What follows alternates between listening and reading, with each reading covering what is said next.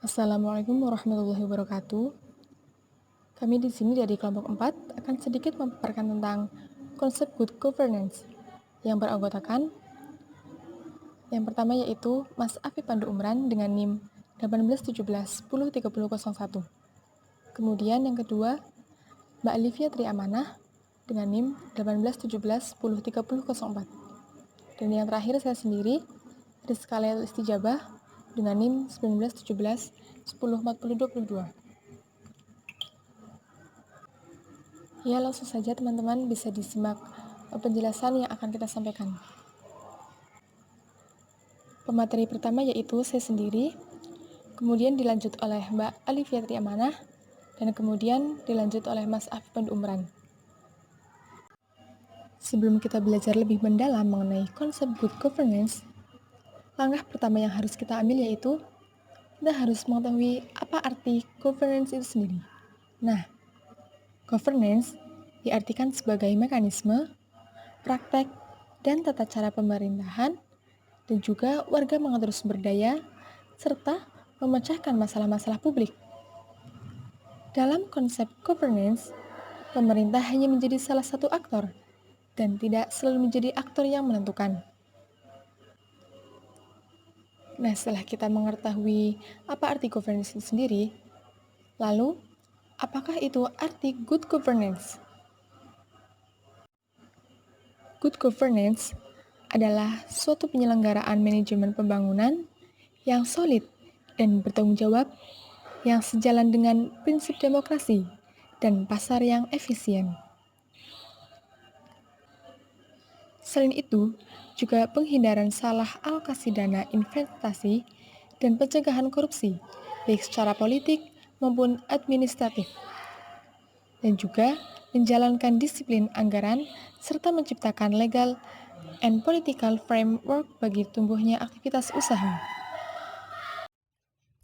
Yang selanjutnya yaitu ciri-ciri good governance. Dalam dokumen kebijakan United Nations Development Program atau UNDP, lebih jauh menyebutkan ciri-ciri good governance yaitu 1. Mengikut sertakan semua. Transparansi dan bertanggung jawab efektif dan adil. Kedua, menjamin adanya supremasi hukum. Ketiga, menjamin bahwa prioritas-prioritas politik, sosial, dan ekonomi didasarkan pada konsensus masyarakat. Yang keempat, memperhatikan kepentingan mereka. Kemudian ada prinsip-prinsip good governance. Ada 8 prinsip yaitu pertama, partisipasi, 2. Penegakan hukum, 3. Transparansi, 4. Responsif, 5. Konsensus, 6. Kesetaraan dan keadilan, 7. Efektivitas dan efisien.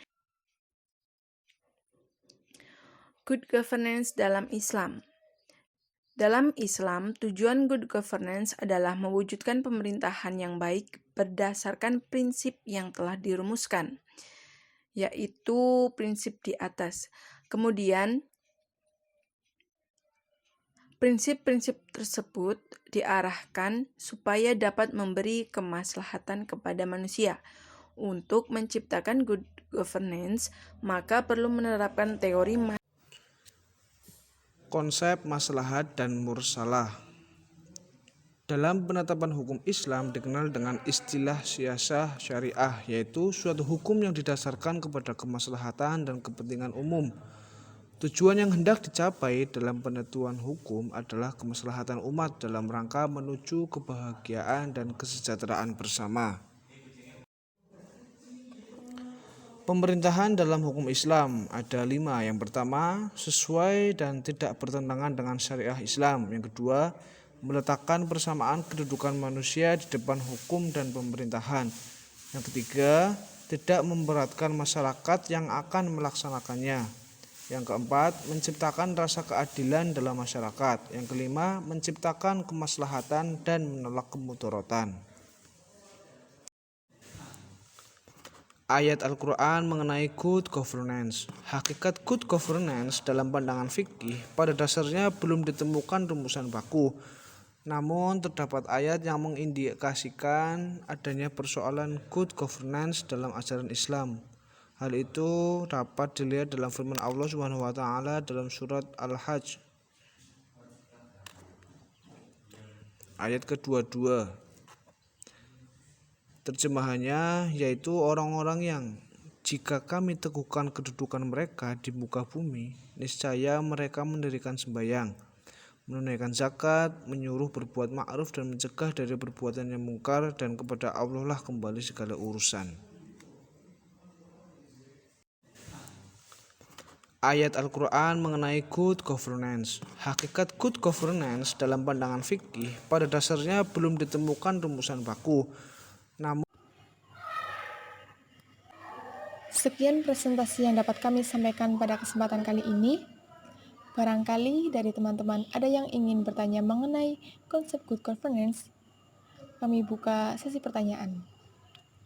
Nah, sekian. Terima kasih dan wassalamualaikum warahmatullahi wabarakatuh.